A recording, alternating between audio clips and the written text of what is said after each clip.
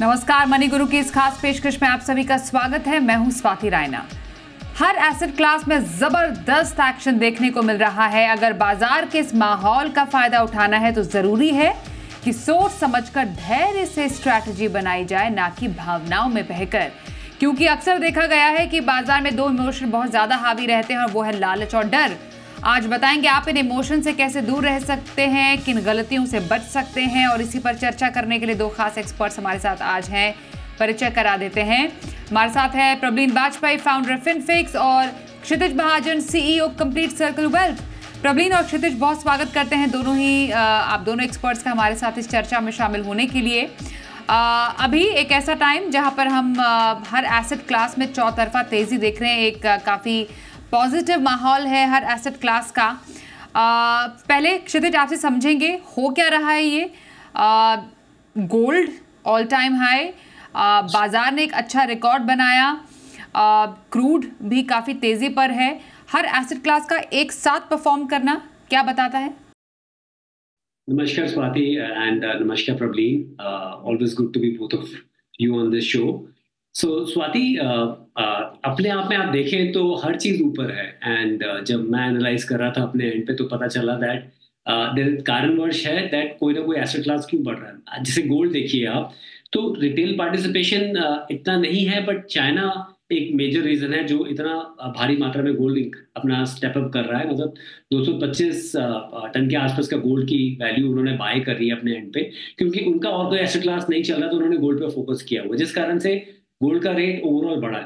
थोड़ा सा अनिश्चितता भी है अगर आप देखें, मिडिल ईस्ट में इस समय जो चल रहा है, तो उसको लेके भी ऑयल का प्राइस और थोड़ा बहुत उसने गोल्ड को भी पुश दिया जहां चीजें बढ़ी हैं। क्रिप्टो एसेट्स अगर आप देखते हैं तो वहां पे इंटरेस्टिंगली स्वाति हुआ क्या है कि काफी क्रिप्टो बेस्ड ईटीएफ्स आ गए हैं। मतलब आप इंडिया में जैसे आप नॉर्मल काफी लोग क्रिप्टो ले रहे हैं, तो क्रिप्टो बेस्ड एमएसटीआर करके है और 3-4 और ईटीएफ्स हैं जो आ गए हैं, जहां पे आप एक स्मॉल परसेंटेज लेके एक फंड रूट के थ्रू भी क्रिप्टो बाय कर सकते हैं। तो उससे पार्टिसिपेशन बढ़ा है, जिससे काफी पुश मिला है crypto as a asset class को। हैविंग सेड दैट, हम यहाँ पे किसी को क्रिप्टो एडवाइस नहीं कर रहे हैं, मैं सिर्फ एक व्यू दे रहा हूँ कि क्या होना चाहिए। Rates obviously at the peak है ही, इंटरेस्ट रेट जहां पे लग रहा है कि यहाँ से रेट कट्स एक्सपेक्टेड है। तो वो भी एक चीज इंपॉर्टेंट है जो देखना है कि कब वो रैली शुरू होती है। इक्विटी मार्केट्स की बात करें तो 3-4 चीजें हैं उसमें। आप फर्स्ट तो जो क्वार्टरली नंबर्स हैं, जो Q4 के लास्ट फाइनेंशियल ईयर के नंबर्स हैं, वो बहुत पॉजिटिव है। यहाँ से जो एक रुझान आना शुरू हुआ है, तो वो जो एंटिसिपेटेड एक्सपेक्टेड रहे हैं वेरियस रिसर्च हाउसेस के, उससे बहुत बेटर रिजल्ट्स आ रहे हैं। टू व्हीलर का हमने देखा है रुझान क्या है, तो बाकी प्रोजेक्शन भी बहुत बेटर आ रहे हैं कि क्या एक्सपेक्टेड हो सकता है, तो मार्केट उसको भी सल्यूट कर रहा है। साथ में seems like elections around the corner हैं, और कुछ एक पार्ट ऑफ मार्केट ये मानती है that maybe we are again heading for कि एक स्टेबल गवर्नमेंट दोबारा आएगी। सो एक उससे भी पॉजिटिविटी बढ़ती है इक्विटी मार्केट लेके। तीसरा, बहुत रिटेल पार्टिसिपेशन स्टेप इन कर रहा है, और उससे भी आपका जो एक नॉर्मली फॉल होता था मार्केट में, जब आपका रिडम्पशन आता था या फिर एफआई सेल करते थे, उससे भी बहुत सपोर्ट मिलता है। आज हम 20,000 करोड़ के आसपास के करीब से बुक वैल्यू पे हैं। उसी के साथ ही आप ईपीएफओ और आप बाकी इंश्योरेंस और डोमेस्टिक इन्वेस्टर जो हैं और बैलेंस एडवांटेज कैटेगरी है, उसके साथ 1-1.5 बिलियन की आपकी बाइंग वहां से भी आ जाती है, तो 3.5-4 बिलियन की एक विजिबिलिटी रहती है। उससे ज्यादा सेलिंग आती है तो आप देखते हैं कि उस मंथ मार्केट नेगेटिव होती है। तो ये सारे होलिस्टिक रीजंस हैं जिससे एक व्यू बन रहा है कि दैट ये सारे एसेट क्लासेस ऊपर हैं। बट अगेन इट्स बहुत अच्छी बात भी है, but at the same time cautious होने की भी बात है। बिल्कुल। तो एक ऐसा समय जब हर एसेट क्लास में एक तेजी का माहौल है, लेकिन जो अपने इस पूरे कमेंट के अंत में बोला क्षितिज ने कि थोड़ा कॉशियस, सतर्क रहने की भी ज़रूरत है। और सतर्क क्यों? क्योंकि आपको भावनाओं में नहीं बहना है। और इसी से हमारा जो आज का जो विषय है जिस पर हम चर्चा करना चाहते हैं वो ये है कि जब भी बाजार में तेज़ी आती है या गिरावट आती है, आप कई बार इमोशन ड्रिवन फैसले लेते हैं जो आपको नहीं करना है। अगर जो नहीं करना है तो उसके बदले करना क्या है, इस पर भी चर्चा करेंगे। पर प्रवीण, सबसे पहले बताइए, ये जो निवेश पर इमोशन हावी हो जाता है, जैसे सोने में रिकॉर्ड तेजी बन रही है, बाजार को हमने ऊंचाइयों पर जाते हुए देखा है, हर एसेट क्लास में कुछ ना कुछ है देने को निवेशक को। ऐसे में एक इन्वेस्टर का जो इमोशन है वो किस तरह प्ले आउट करता है? नमस्कार स्वाति एंड हेलो टू क्षितिज। बिल्कुल मेरे ख्याल से इमोशंस तो स्वाति हमारे लाइफ के हर एस्पेक्ट का हिस्सा है, और ये इमोशंस ही हैं जो हमें मोटिवेट करते हैं कि हम अपने लव्ड वंस के लिए सेव करें, कमाएं, अपनी इन्वेस्टमेंट्स करें, अपने फ्यूचर को अच्छा बनाएं। But at the same time कोई भी चीज जब एक्सट्रीम में चली जाती है वो सही नहीं है, और इमोशंस का भी यही योगदान है। जब तक वो एक संतुलित मात्रा में हमें अफेक्ट करते हैं उनका एक पॉजिटिव आउटकम होता है। बट हमारे पास दो एक्सट्रीम्स होते हैं जब हम इमोशंस को देखते हैं, एक होता है फियर और एक है ग्रीड। और जब बहुत कुछ सब अच्छा चल रहा होता है तब ज्यादातर ग्रीड वाला जो इमोशन है या तो वो हावी होने लग जाता है, या बिल्कुल ऑपोजिट बहुत ज्यादा डर का माहौल इन्वेस्टर्स के माइंड में कई बार बैठने लगता है कि अब ये इतना अच्छा है तो एकदम गड़बड़ हो सकती है। और जो इमोशन बेस्ड इन्वेस्टिंग है, बेसिकली जब ये हमें इम्पैक्ट करते हैं, इस टाइप के ग्रीड या फियर के इमोशंस, ये हमारी इन्वेस्टमेंट डिसीजंस को कहीं ना कहीं एक डेट्रीमेंटल पाथ पे ले जाते हैं। क्योंकि जो हमारी एक सोची समझी सोची स्ट्रैटेजी होती है इन्वेस्टमेंट की, हम उससे डिविएट करने लगते हैं और हम ऐसे डिसीजंस लेते हैं जो हमारी इन्वेस्टमेंट जर्नी के लिए सही नहीं है। अगर हम ग्रीड को देखें स्वाति, तो हमने देखा है कि स्मॉल कैप्स में बहुत तेजी रही है, पीएसयू स्टॉक्स में बहुत तेजी रही है। ऐसे में अक्सर बायसेस आने लगते हैं कि जो बहुत सही सब कुछ रहा है वो आगे भी सेम चलता रहेगा, जिसको हम एक रिसेंसी बायस के थ्रू देखते हैं। ऐसे में हम दूसरे टाइप के बायसेस को पनपता देखते हैं, जैसे फ्रेमिंग बायस। बहुत सारी इस टाइम पे नए फंड्स की ऑफरिंग्स भी आती हैं या दूसरे प्रोडक्ट्स आते हैं जो एक बहुत पॉजिटिव प्रोजेक्शन करते हैं। इसमें कोई दो राय नहीं है कि इंडिया का लॉन्ग टर्म आउटलुक बहुत ही स्ट्रांग है। बट कहीं ना कहीं जो निवेशक साइड में बैठे होते हैं और इनको जिनको फियर ऑफ मिसिंग आउट से वो जूझ रहे होते हैं, वो ऐसे में बाइंग हाई की एक तरीके से फिक्र को छोड़ के कूद जाते हैं मैदान में विदाउट रियलाइजिंग कि उनका टाइम होराइजन क्या है, बिकॉज वो दूसरों के रिटर्न्स देखते हैं, कहीं ना कहीं कंपैरिजन में पड़ जाते हैं। एंड लाइक वाइज स्वाति, हम देखते हैं जब फियर बहुत ज्यादा निवेशक के मन में बैठने लगता है तो वो बिल्कुल ही साइडलाइंस पे बैठ जाते हैं और पार्टिसिपेट करना छोड़ देते हैं मार्केट्स में, कि कल को सब गिर सकता है, स्टॉक मार्केट्स में बहुत ज्यादा स्ट्रॉन्ग करेक्शन आ सकती है। तो यहाँ पे बहुत जरूरी है कि उस संतुलन को बनाए रखें निवेशक, इस फियर और ग्रीड के बीच में एक रियलिस्टिक अप्रोच लेके चलें, और वही लॉन्ग टर्म इन्वेस्टिंग का और सही तरीका है निवेश करने का। बिल्कुल। क्षितिज, सारे एसेट क्लासेस में जब हम इक्विटी, फिक्स्ड इनकम या डेट हम जिसे कह रहे हैं, रियल एस्टेट, गोल्ड की बात कर रहे हैं, आपकी नज़र में कौन सा ऐसा एसेट क्लास है जहां पर सबसे ज़्यादा इमोशन हावी होता है? या हर किसी एसेट क्लास का अपना एक अलग इमोशन है जो प्ले आउट होता है निवेशकों पर जब किसी एक एसेट क्लास में ज़्यादा एक मूवमेंट होती है तब ज़्यादा एक निवेशक के इमोशंस चेंज होते हैं। आपकी नज़र में वो एसेट क्लास कौन सा है? आई थिंक रियल एस्टेट और इक्विटी ही है स्वाति। बट अच्छी बात रियल एस्टेट की ये है कि ज़्यादा कुछ आप कर नहीं सकते हैं, because the quantum of money जो इन्वॉल्व है वो बहुत बड़ा रहता है। तो आप ज़्यादा कुछ एक्ट नहीं कर पाते हैं जब मूवमेंट ऊपर या नीचे बहुत कुछ होती है, पर इक्विटी में आप एक्ट कर देते हैं।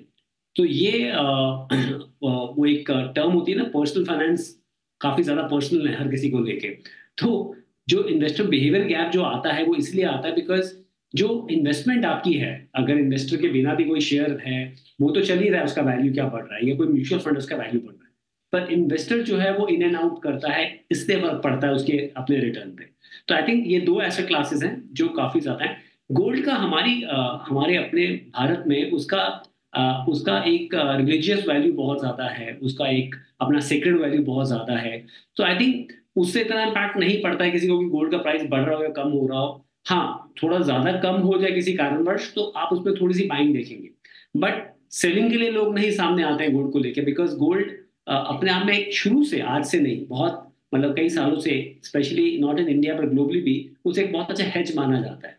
तो आप स्टेप अप करने के लिए जरूर यूज करते हैं, बट अदरवाइज इक्विटी और रियल एस्टेट है। और इक्विटी में इसलिए भी है बिकॉज आपके पास ईज होता है स्मॉल क्वांटिटी में बाय करने का और ईज होता है एग्जिट करने का, इसलिए वहां पे आपके इमोशंस प्ले भी कर जाते हैं, जो कि कई बार सिचुएशन में आपको कंट्रोल करना चाहिए और उनको हावी नहीं होने देना चाहिए, बट हो जाता है ऐसा बिकॉज उसमें फ्लेक्सिबिलिटी है कि आप एग्जिट भी इजिली कर सकते हैं। जैसे मैंने बोला रियल एस्टेट में आप नहीं कर पाते हैं, तो ये दो एसेट क्लासेस हैं मेनली जहाँ पे इम्पैक्ट ज्यादा होता है। आपने प्रबलीन कुछ बायसेस की यहाँ पर बात की, कुछ बायसेस का जिक्र भी किया। थोड़ा अगर आप इस पे एलैबोरेट करें कि ये जो निवेश में अलग अलग तरीके के बायसेस होते हैं वो किस तरीके से काम करते हैं, लेकिन बहुत ही संक्षिप्त में कैसे ये जो बायस है वो किसी के जो दिल से ज़्यादा दिमाग पर हावी होकर फैसले लेने पर मजबूर कर सकते हैं। स्वाति, अगर हम अभी जैसे क्षितिज ने बात की रियल एस्टेट और अगर हम गोल्ड और फिक्स्ड इनकम को देखो तो इन तीनों में हम देखते हैं कि लोगों का फेमिलियरिटी बायस है, क्योंकि वो इन तीनों एसेट क्लासेस को समझते हैं और इनसे परे वो अपनी निवेश कम करना चाहते हैं।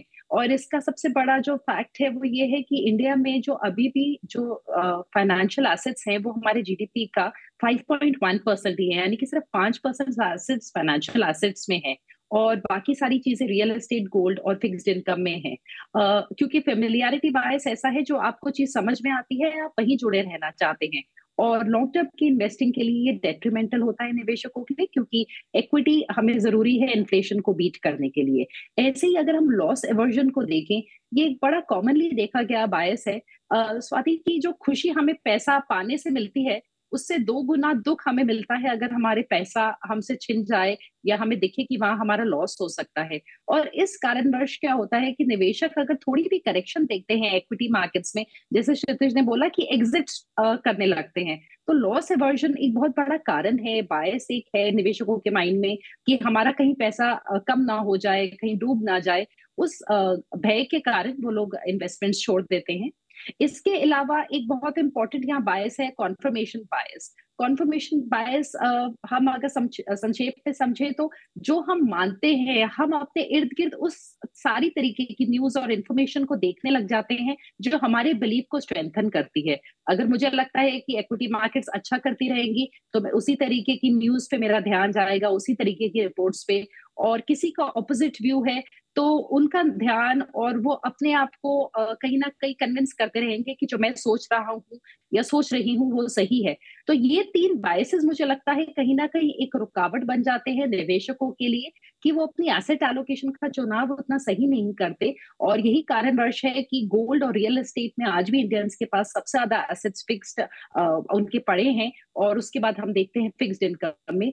और इंडिया एक डेवलपिंग इकोनॉमी है स्वाति, एंड बहुत जरूरी है कि निवेशकों का इक्विटी एलोकेशन बढ़े, जो इस टाइम पे ओवरऑल सिर्फ 6% है। बिल्कुल। और क्षितिज, शायद हमने ये जो हमने इमोशंस हावी होते हुए देखे थे निवेशकों पर, वो कोविड की शुरुआत में देखे थे, जब एकाएक लोगों ने अपने जो निवेश को रोकना शुरू कर दिया था या उसे रिडीम करना शुरू कर दिया था। ये एक बड़ा एग्जाम्पल, सबसे बड़ा एग्जाम्पल शायद आजकल की जनरेशन का हमारे सामने बस ज़्यादा पुराना नहीं है, 3 साल पुराना ही है। ये कुछ और एग्जाम्पल्स आपकी नज़र में आप बता पाएं अगर, जहाँ पर जो फैसले हैं निवेश के दिल से, माफ़ कीजिए, दिमाग से ज़्यादा दिल से लोग लेते हैं। स्वाति, बिल्कुल सही कहा आपने। 4 साल पहले जो ये 2020 मार्च में मार्केट जब क्रैश कर रही थी, इनफैक्ट अगर आपको याद हो, वहां बैक टू बैक रोज 10% सर्किट रख जाता था, फॉल होता था मार्केट में। जबकि ग्लोबल फाइनेंशियल क्राइसिस के दौरान 2008 में जब आपका सेंसेक्स जो है 21,000 से 8,000 के लेवल तक गया, तो वो over a period of 7-8 months गया, तो काफी लोगों को एग्जिट करने का उसमें मौका भी मिला।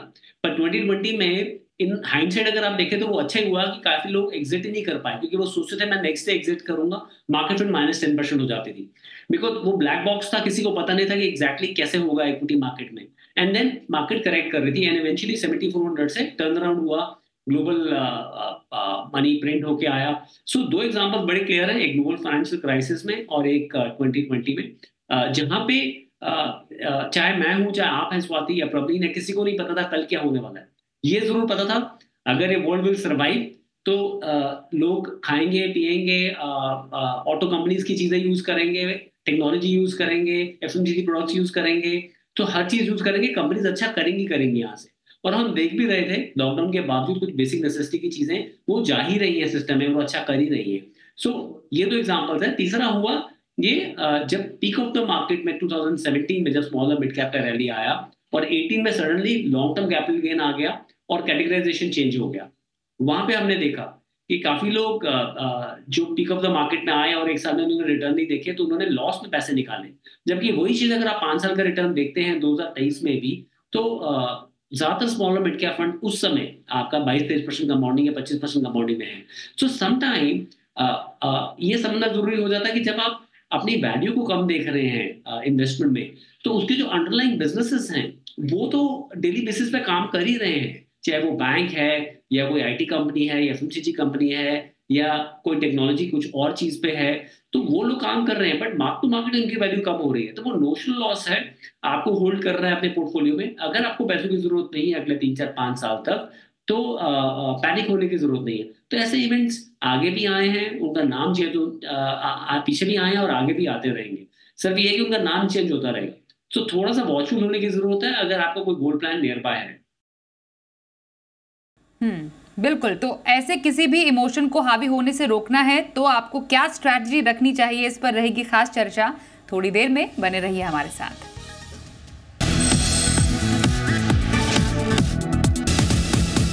निवेश पर इमोशन हावी ना होने दें, कैसे कर सकते हैं ये, इस पर चर्चा कर रहे हैं। हमारे साथ है क्षितिज महाजन और प्रबलीन बाजपेयी। प्रबलीन, अब अगर निवेश के फैसले दिमाग से ही लेने हैं तो क्या करना चाहिए निवेशकों को, क्योंकि हमेशा तो ये शायद मुमकिन नहीं है, पर फिर भी अपनी तरफ से क्या तैयारी करें? स्वाति, ऑफ कोर्स किसी भी निवेशक को जब वो अपने निवेश की शुरुआत करते हैं तो बहुत इंपॉर्टेंट है कि एक प्लान चॉक आउट कर लें कि वो कितना निवेश किस एसेट क्लास में रखना चाहते हैं, उनके क्या गोल्स हैं, उनको किस गोल को पाने के लिए कितना वक्त है उनके पास। कोई गोल शायद उनका 5 साल दूर हो, कोई 10 साल, कोई 15 साल। रिटायरमेंट जैसे गोल्स कई बार 25 से 30 साल दूर भी होते हैं। तो पहले तो एक ब्रॉडर प्लान अपना बनाएं। और ये बहुत जरूरी है कि एक बार आप अगर उस रास्ते पे चल पड़े हैं तो आप बीच में यहाँ वहां डिविएट ना करें उस स्ट्रैटेजी से। आप अपने प्लान के ऊपर भरोसा रखें और चलते रहें। और यहाँ मैं एक एग्जांपल दूंगी। हम देखते हैं कि मार्केट्स में गिरावट आती रहती है। इस टाइम पे अगर हम लार्जेस्ट स्मॉल कैप फंड को देखिए जो निपॉन का रहा है 2014 से लेके 24 की जर्नी में, स्वाति, ये बीच में 50%, 22%, 20% की इस फंड ने गिरावट देखी है। पर तो भी इस 10 साल के पीरियड में रोलिंग रिटर्न्स जो 3 साल के इस फंड के रहे वो करीबन 20% के करीब रहे हैं। ये एग्जाम्पल मैं इसलिए दे रही हूँ ताकि निवेशकों को ये एक भरोसा होना चाहिए जो वो लॉन्ग टर्म स्ट्रैटेजी बनाते हैं कि उनने अगर लंबे समय का पैसा लगाया है तो छोटे समय की जो मार्केट में हलचल है उसको देख के आपको अपने प्लान को चेंज नहीं करना है। तो स्टिकिंग टू द प्लान वो बहुत इंपॉर्टेंट है। उसके अलावा आप स्पेक्युलेटिव इन्वेस्टमेंट से बचें कि एकदम से ज्यादा पैसा कमाने के लिए आपको लगता है कि चलो मैं रिस्क ले लूं और मैं 6 महीने के लिए किसी फंड में डाल दूं या मैं क्रिप्टो में पैसा डाल दूं या मैं ऐसे किसी नॉन रेगुलेटेड जो कोई प्रोडक्ट है उसमें डाल दें। तो एक स्पेक्युलेटिव इन्वेस्टमेंट से बचें।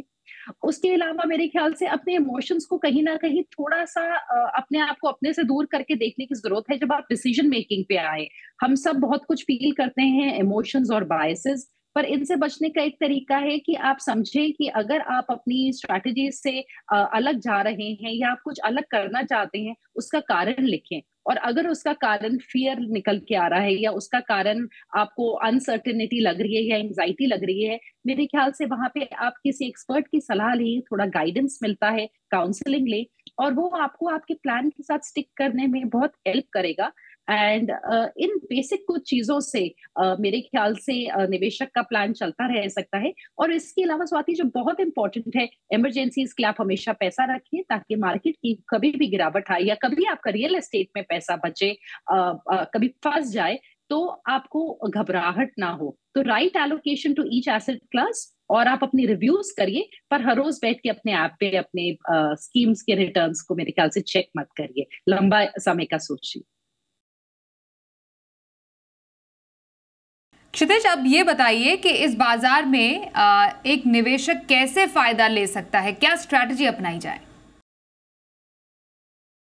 स्वाति, डिपेंडिंग ऑन कि किस तरह के फंड्स आप इन्वेस्ट करना चाहते हैं। सबसे पहले तो अपना asset allocation, I think Praveen ने उस पर टच बेस किया है।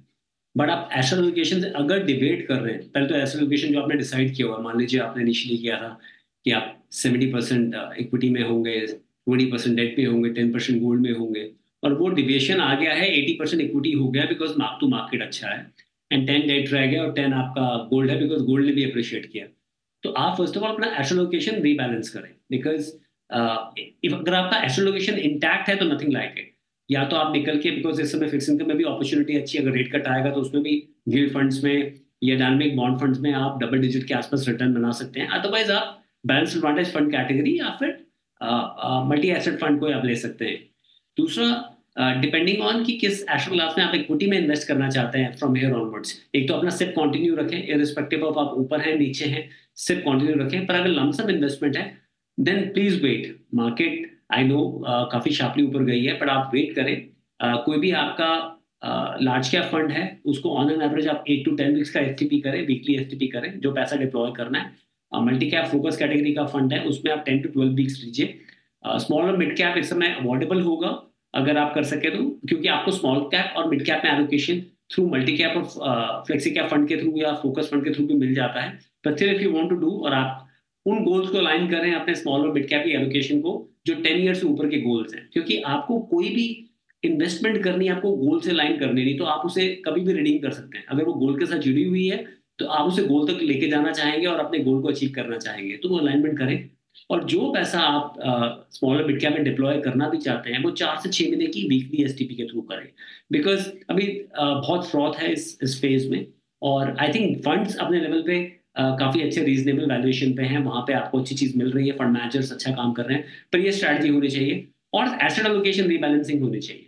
अगर आप ये दो चीजों पे काम कर रहे हैं तो बने रहिए। मार्केट्स ऊपर नीचे होती रहती है, इलेक्शन एक बहुत बड़ा इवेंट है अराउंड द कॉर्नर। आज हम ये सब बात कर रहे हैं, हो सकता है मार्केट थोड़ा और ऊपर हो जाए बिफोर कंसोलिडेट करे, बट येस वैल्यूएशन थोड़ा सा स्ट्रेच्ड है, तो आप कॉशियस हो। अगर आपका कोई नियर टर्म गोल है तो पैसा आप रिडीम करके या स्विच करके वो गोल के लिए आप किसी आर्बिट्राज फंड या लिक्विड फंड में पार्क कर लीजिए। बिल्कुल। प्रवीण, आखिरी सवाल यही होगा आपसे कि निवेशक की स्ट्रैटेजी के तौर पर, जैसे आपने बताया कि आप कैसे अपने इमोशंस को दूर रख सकते हैं अपने निवेश से, एक जो एसेट एलोकेशन है with in all the asset classes, उसको बनाने का कोई फॉर्मूला सेट किया जा सकता है? स्वाति, ज्यादातर हम रियल एस्टेट में देखते हैं, तो जैसे मैंने बोला कि रियल एस्टेट और गोल्ड में ऑलरेडी बहुत एलोकेशन होता है, पर डेफिनेटली डेट और इक्विटी के बीच में अपनी एलोकेशन को डिसाइड करने का एक जो सिंपल तरीका है वो है आपका 100 माइनस योर एज, जिसको हम कहते हैं कि आपकी जितनी उम्र है उसमें से आप 100 में से अपनी उम्र को घटा लीजिए और उतना एलोकेशन आपका इक्विटी में होना चाहिए। ये हम इसलिए बोलते हैं बिकॉज जो यंग इन्वेस्टर्स होते हैं उनका जिस तरीके का टाइम होराइजन उनके पास होता है उनका इक्विटी एलोकेशन ज्यादा हो सकता है। यानी कि अगर कोई आज 25 साल का है तो उनका करीबन 75% ऑलमोस्ट इक्विटी में हो सकता है। सो ये एक ब्रॉडर गाइडलाइन होती है, बट जैसे पहले भी क्षितिज ने बोला कि पर्सनल फाइनेंस का जो प्रीफिक्स है वो पर्सनल है स्वाति, एंड एसेट एलोकेशन कई बार सिर्फ एज और के बेसिस पे हम नहीं डिफाइन कर पाते हैं। तो बहुत जरूरी है कि आप आइडियली अपने गोल्स को लिस्ट कर लीजिए और गोल्स के हिसाब से अगर आप अपनी एलोकेशन और आपको कहाँ निवेश करने की जरूरत है उसको चूज करेंगे तो आई थिंक आपकी सही एसेट एलोकेशन बन के निकलेगी, जो जस्ट बियॉन्ड ये बेसिक फॉर्मूला पे डिपेंडेंट नहीं होगी। बट अदरवाइज सिंपली जितने आप यंग हैं उतना आप ज्यादा रिस्क मोस्टली उठा सकते हैं, उतना आपका समय है इक्विटी में निवेश करने का। बिल्कुल। तो किस तरीके से आप बाजार की तेजी में या फिर किसी भी एसेट क्लास का फायदा उठाने के लिए आप क्या स्ट्रैटेजी अपना सकते हैं, बस अपने इमोशंस को काबू में रखकर, ये हमने आज समझा अपने एक्सपर्ट से। धन्यवाद प्रवीण, क्षितिज, हमारे साथ इस चर्चा में शामिल होने के लिए। रुकेंगे एक ब्रेक के लिए, बने रहिए हमारे साथ और देखते रहिए जी बिजनेस।